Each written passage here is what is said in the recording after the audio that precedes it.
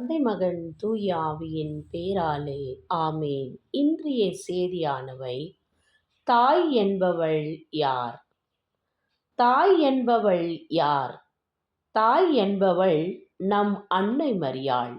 ஏனென்றால் அவள் நம்மை எப்பொழுதுமே தன் உதரத்திலே வைத்து பாதுகாக்கின்றாள்.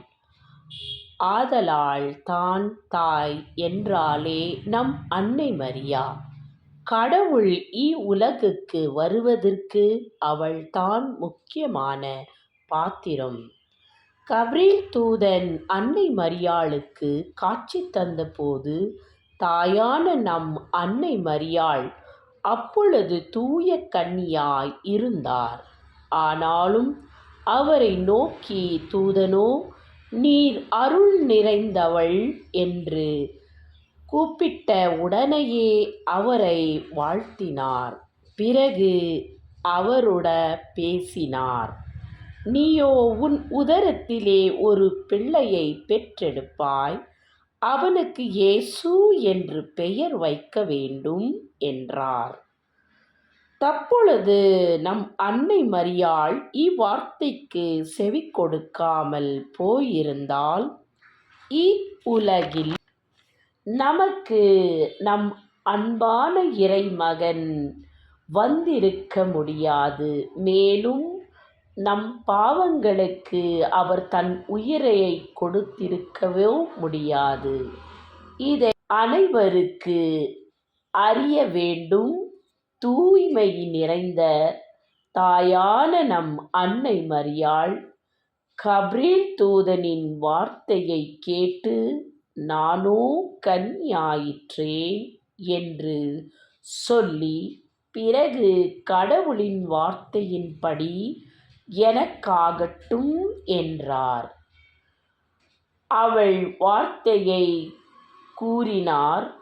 இறை மக்களே, ஆதலால் தான் தாய் என்று நம் அன்னை மரியாளை அருள் நிறைந்தவளே, தூய்மை மிகுந்தவளே, மகிமை நிறைந்த தாயே, பரிசுத்த தூய மாதாவே, அமலோத்ப கன்னியே, உலகில் உள்ள அனைவருக்குமே அவள் தாயே.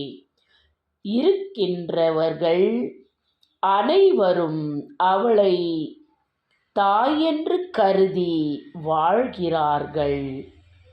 உலகுக்கு அவள் தாயும் விளங்குகிறாள். இறை மக்கள் வார்த்தைகளோ, தம் அன்னையை போற்றி புகழ்ந்து பாடுவோம். அன்னைக்கு கரம் குவிப்போம், அவள் அன்பையை பாடி மகிழ்வோம். அவள் அன்பை பாடும் பொழுது கன்னிமை இறைவனின் உதரத்தில் அந்த மன்னவனின் அன்னையாக திகழ்ந்தாள். மனுக்குல வாழ்ந்திட பாதையும் படைத்தாள். தினமும் அவள் புகழை பாடுவோம். அன்னைக்கு கரத்தை குறித்து நாம் அனைவரும் நன்றி செலுத்துவோம். பாவமில்லாத உலகாய் இவ்வுலகை மாற்றுவதற்கு அன்னை மரியாள் தன் மகனிடம் பரிந்து பேசுவாராக.